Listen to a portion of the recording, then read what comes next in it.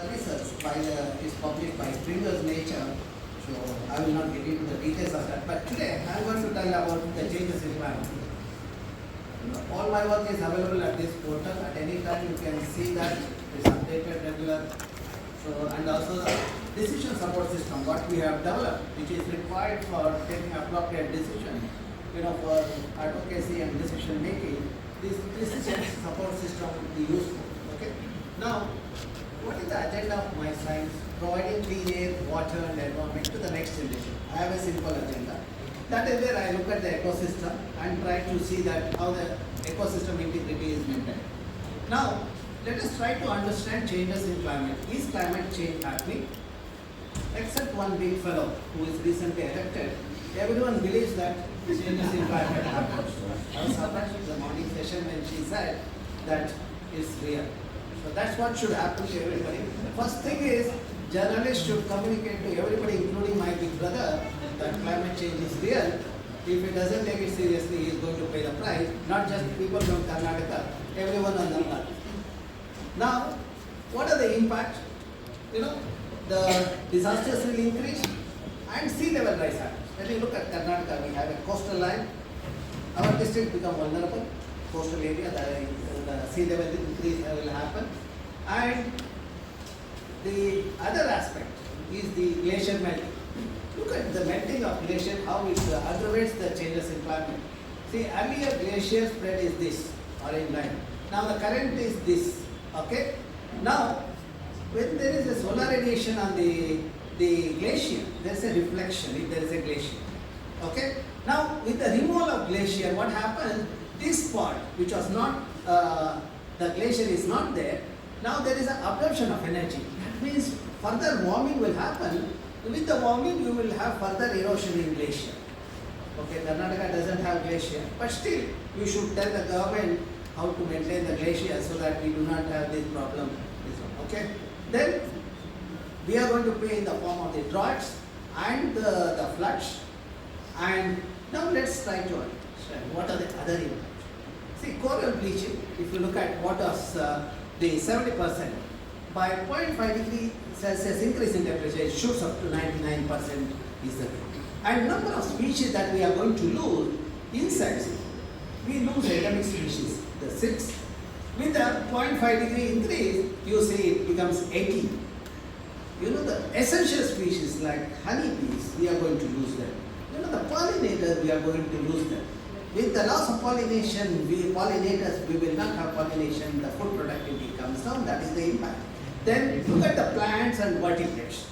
I have not included the vertebrates, the humans and the vertebrates, because we do lack the spinal cord, because most of us talk as if we are to please our bosses or the funding agencies. So that's what is happening. So now the drought, what was 350 million, this one gets into the about 410. And sea level rise, which is about 48 centimeter with 1.5 degrees Celsius, shoots up to 56 centimeters. This is where more and more the regions in Karnataka and Kerala are going to pay the price. The best solution for this is let us have a green wall, not the stone wall. Stone wall will give money to the people who push that agenda, the decision makers and civil contractors. Green wall protects the people. What is required is the protection of the people there. See, when I was a member of the Western Ghat Task Force, we came up with a program called Green Walls in Karnataka. It is successful. We planted the species that are resilient to the changes in the sea level and all those things. Mangroves is the best example. Why do we call mangroves as the walking plant? If you remove the mangrove, the water will come to the inland. If you have mangroves, it will move towards the ocean so that you will have more land. This is what we need to understand, okay? So then, other impact, you look at the crop revenue, we lose about 60% by 2100. And with the water scarcity, we'll have food scarcity, and cities become vulnerable, and coastlines become vulnerable, and of course, other serious thing is the health. There will be more and more vector-borne diseases like chikungunya, cholera, typhoid, and all those things, okay? So now, I say that diversity is this one. First investment governments in India and on the earth had to do is to protect the biodiversity that is there on the earth. We have only one earth. How many species we have? 8 to 12 million species as per our scripture. And if you look at in science, we have predicted about 1.3 million species. Out of 1.3, we know the biochemical composition or the medicinal properties of about 10 to 12%. That means still 80% of the species we need to understand. That is where more and more investment has to go towards the science, and bringing more and more investment to the science. The Karnataka should think about it, and Kerala also. Then let us look at which part of the earth has the highest number of the diversity of plants and animals. When you move latitudinally, at 8 to 14 degree latitude, you have the highest number of plants and animal variety.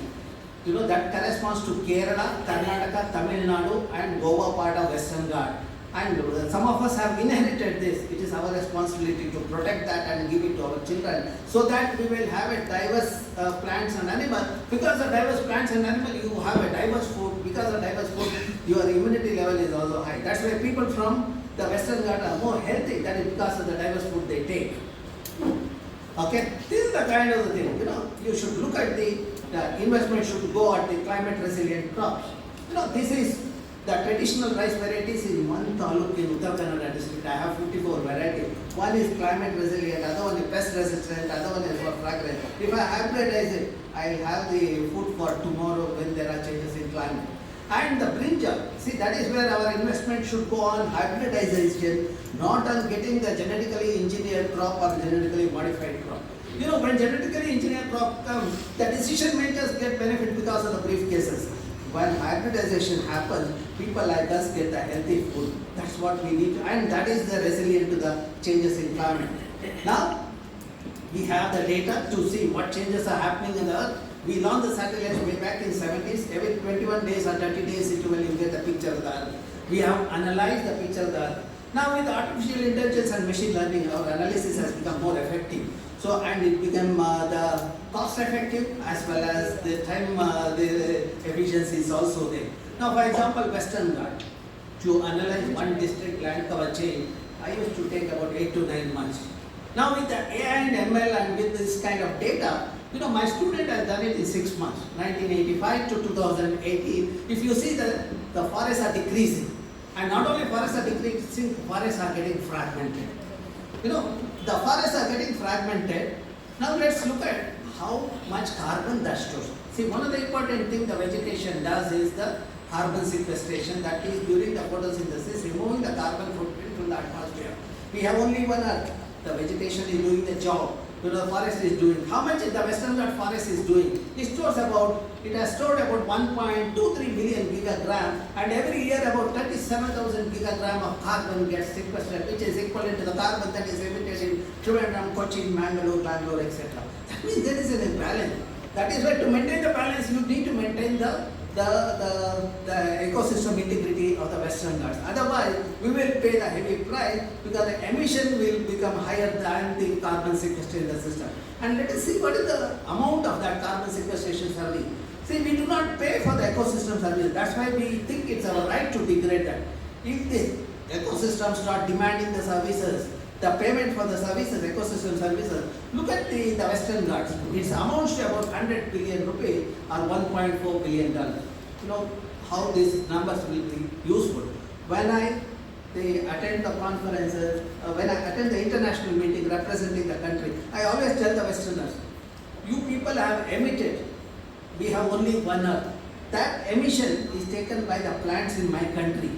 And you need to pay for it. How much you have to pay? 100 billion rupees for the forest in the Western Ghats, for the services provided by the forest in the Western Ghats. Okay? Now, we also predicted what is likely the thing. There is a further degradation of forest will happen in the Western Ghats. We need to arrest that. That is what Karnataka has to do it at any cost. We need to arrest the land degradation in Western Ghats, and we should stop the deforestation. We should not go for more and more senseless developmental activities in the Western Ghats. You know, pump storage project at Sharavati and the linear projects in Charmadi Ghat or this Ghat, vulnerable spot, we should not go in for that. We should think of our children, not about our economic return of today. So that's what it should. That tomorrow we will have only the 10% under evergreen forest. Now the implication of that, you see that we have predicted what the change in the Kerala will become warmer by 1.5 degrees Celsius. There will be more and more vector-borne diseases in Kerala and Karnataka. Then the rainfall pattern will change. Not only the rainfall pattern, spatial pattern will change, then we also see the high intensity rainfall. That is what is evident. That means number of rainy days will decline. With the rain spread across 4 to 6 months, we will start having it for a few weeks or a few days. That means we will have a high intensity rainfall. With high intensity rainfall, with the removal of vegetation cover, there will be landslides and mudslides. This is what I had predicted in 2018 when I wrote this article. You can go back and check for this article.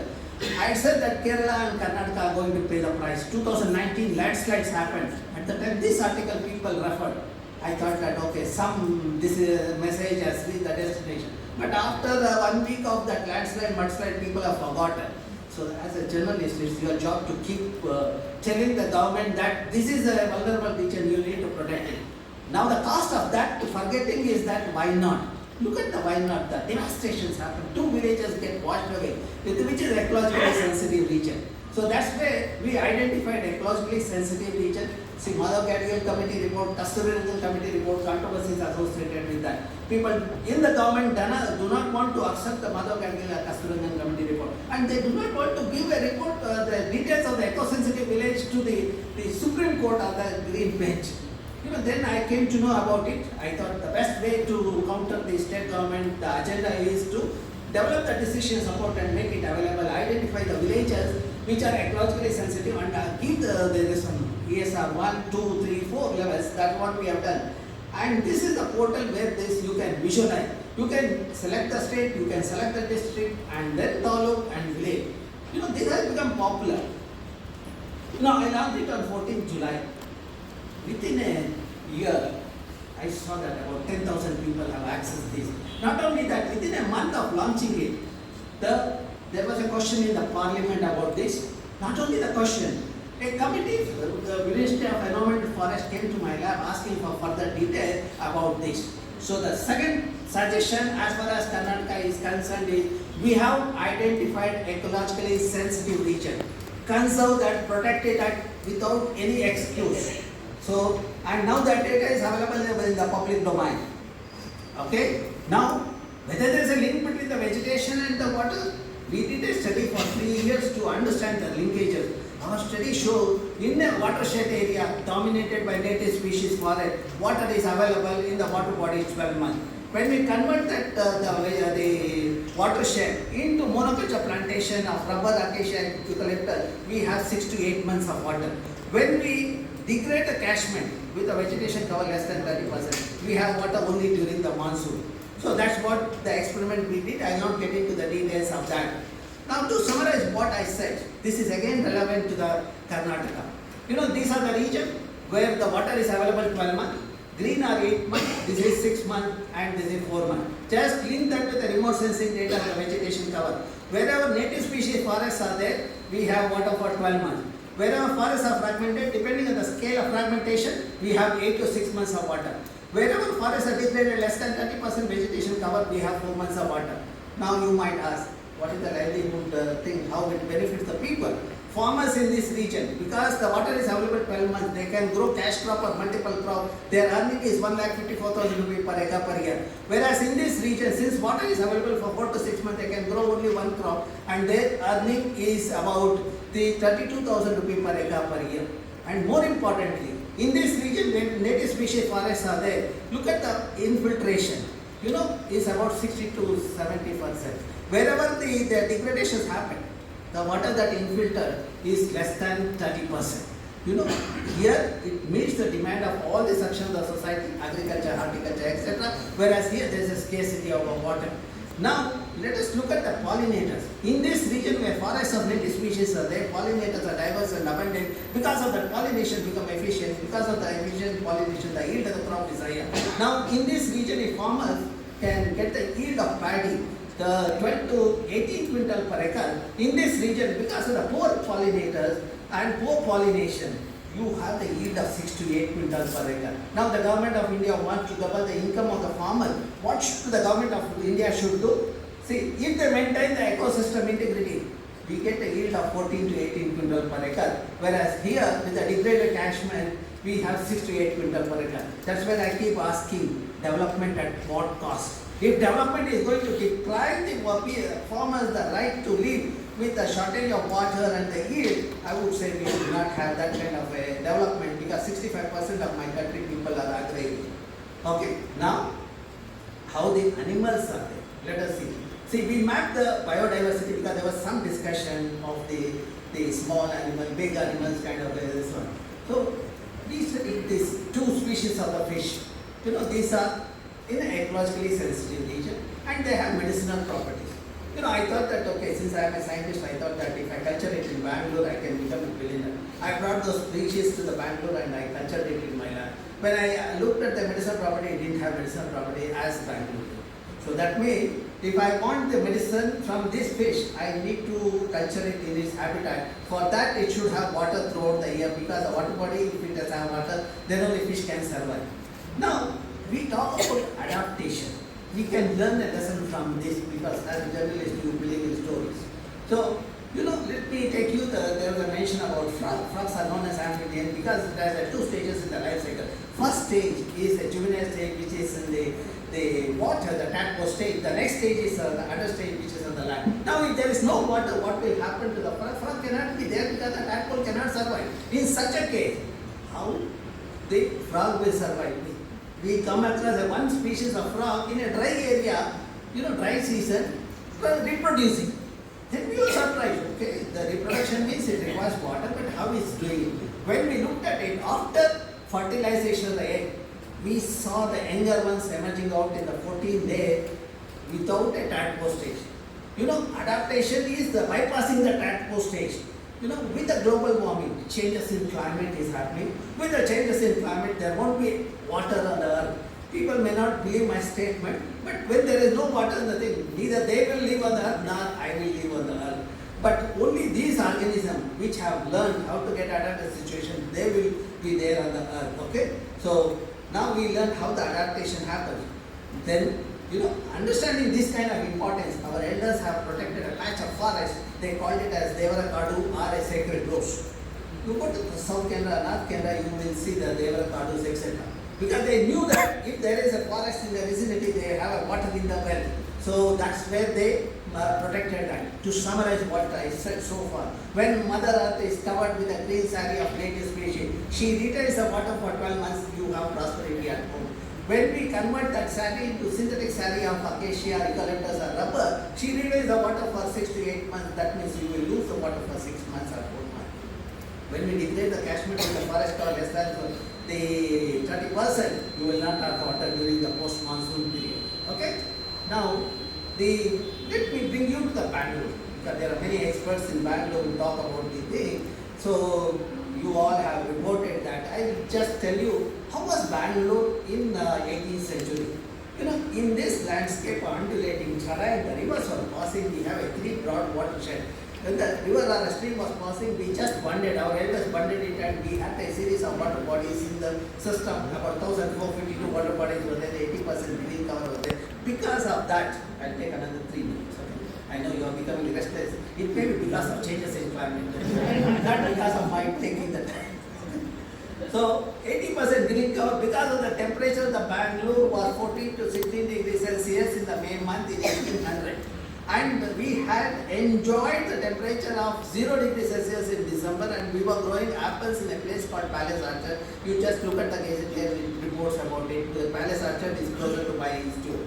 Now today, if you look at what has happened, we have lost the vegetation cover. The vegetation cover is less than 4%, and the groundwater table has declined. Okay. See, we have transformed the landscape from the porous to the paved landscape. The transition from porous to the paved landscape has deprived us the ability to do the groundwater recharge. Because of the lack of groundwater recharge, 40% of the water requirement from in Bangalore comes from the groundwater. We have lost that. And because of the erratic rainfall in Kaveri, we didn't have enough water. You know, that's where we faced a severe water crisis in Bangalore the last summer. Okay. Now, when you look at the lake, if it there, what is the benefit of that? My study shows when the lake was there, groundwater table was 80 to 100 feet. When the lake was removed, in 6 years it went down to 600 feet. Today, after 23 years, people have gone down to 1800 feet, but they are not getting water. But we are searching for water in the moon, okay? Now, let us see if we rejuvenate the lake, how it helps. For example, Sarki Lake was rejuvenated. Within a year of rejuvenation, groundwater table went up by 300.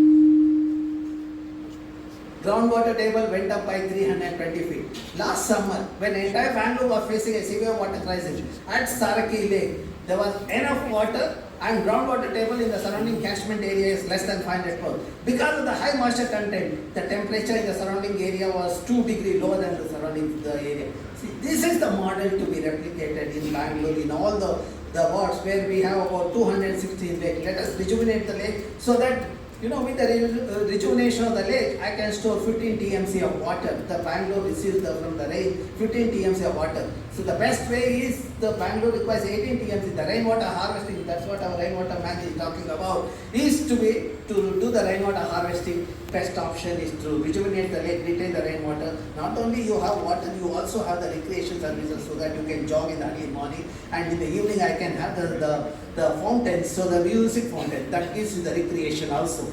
So now, if the lake is not polluted, what is the worth of the lake? I get fish, water, etc. to an extent of 10,500 rupees per day per hectare. When we pollute the lake, it comes down to 20 rupees per day per hectare. Okay? Now, what are the threats? The threat is the unplanned urbanization, or in the name of development, we are doing the transition of the land cover. If you look at 1973, you had 68% green cover. Now, that has changed to with the industrialization in 92, then further 2000, with the ITBT sector, the things started changing further. 2006 intensification, 2008 further intensification. 2023, you see 86% is paved surface. So now we have lost 1,000 feet, we have seen 1,055% increase in the concrete area. We lost 88% vegetation cover and 79% of the water body. These are the heat sink. These are the one does the climate. These are the climate resilient system, which was doing a great job of carbon sequestration. We have removed them to this extent. Now, I also looked at what is the extent of the urbanization. It is from 8% in the 70s has to 88%. Now, I also looked at how much the trees we have in Bangalore, what is the carbon sequestration potential of that. And our study shows that we have 1.5 million trees for the 9.5 million population. That means we have, for every 7% one tree. You might ask, how many trees we require? Many people do not know they require the tree. I keep asking them, do they breathe? If they are breathing, then from where they get the oxygen? They do not know. That means the environment education has to be mandatory at all levels. NEP talks about it. I hope it is implemented in the region. Okay. Now, let us look at number of water bodies we have lost from 73 to 2023. We had 756 water bodies. Today, about 216 water bodies. About 540 water bodies we have lost from 1973 onwards. 79% decline in the number of water bodies. Okay. And that is where I thought that we need to have a decision support system so that the decision maker can visualize.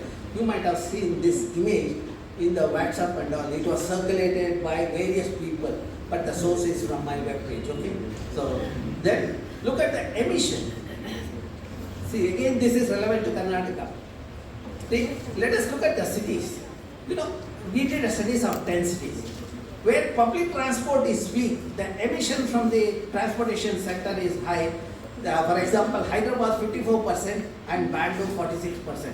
And the next thing is the classic case of the climate change. Copy paste is the greatest this one to the climate change. It's the greatest driver of changes in climate. That you can say from this architecture. This architecture is supposed to be for European climate or a temperate climate where you are supposed to conserve heat so that you will have thermal comfort. You have this kind of architecture. But our engineers of today, they are all copy-paste masters. They graduated by copy-paste assignments and all. And they also went there, they looked at that architecture, they felt it is beautiful, they brought it to my Bangalore environment and Hyderabad and Mumbai. They pasted in this environment. What is the implication of that? Earlier in the normal building, the electricity consumption is 700 to 1,200 units per person per year. In this glass facade building, it is 14,000 to 17,000 units per person per year. Units means kilowatt hour. That means 10 times higher electricity. That means with this kind of irrational the design, we are the adding to the enhanced the greenhouse gases, and because of that, the Bangalore is contributing to the global warming and changes in climate is happening. Okay? Then look at the temperature change. What was 21 degree in 92 became 24 degree in 2000 and 28 degrees in 2010. Today about 38 degree. Now, when you move from the center of the city, you see where our water bodies are there, where vegetation is there, temperature is 2 degrees lower. That shows that this ecosystem helps in mitigating, moderating the microclimate. When I talk about climate change, that concept is different from this. Okay, please do not get this. If your neighboring district is warmer, doesn't mean it's a climate change. If neighboring district is becoming warmer and warmer, and if you are also becoming warmer and warmer with the time, then we say changes that's happening. Okay. Now the abuse of this, we have floods in the region, and you look at this. The frothing and the fun. See, when frothing happens, look, go to the inlet of the lake. Emission of methane is high. Because of the organic matter getting into the water body, because of that methane has the global warming potential 24 times higher than the carbon dioxide. And the waste sector, because of the waste mismanagement by the waste people of Bangalore, we are contributing about 10% to the greenhouse gases. Not only that, productivity of the ecosystem is also coming down. And of course, we come up with a fancy idea. When we talk about frothing, you all reported, international media reported, because of that, the decision maker felt they have to arrest the frothing in the thing. We have said they remove the pollution at the source to address the frothing. But what did they came up? They put the barricade. They claim that they solved the problem. I wrote an article saying that the 4-day solution is not a solution. As I predicted, 5th day it crossed over to tell whatever they spend, 2 crore is a waste of public money. But at that time I didn't know the thing, this 40% business. Out of 2 crore they pocketed that. Okay. So now other part, much more serious. I said vector-borne diseases. Not only that, because of this mismanagement of the ecosystem, we are paying heavier price in our health front. The water that is in the lake is being used for growing vegetable. Fish in the lake come to our market. We analyze the fish, milk and the vegetable. All of them had heavy metal. Because of the heavy metal getting into our food chain, our health is deteriorating. As far as cancer is concerned, Bangalore is number 1. You can go to the Kidwai Institute and find out the statistic. Kidney failure, which was in 1 in 1 lakh about 12 years back, today it's 1 in 5,000. And the younger generation is paying the heavy price. When I go to Vattu, the government high school, a boy had lost the kidney. Then I thought maybe it's a problem with the government school children, because from the lower income and the poor the food, etc., nutrition food. So I went to the private schools. In that school, LKG, 2 girls had lost kidney. In the 8th standard, the girl child had lost both the kidney. After 1 year, when I visited the same school, I asked the principal, where is this 8th standard kid? I want to meet and talk to her about how is her condition. The principal said that girl is no more.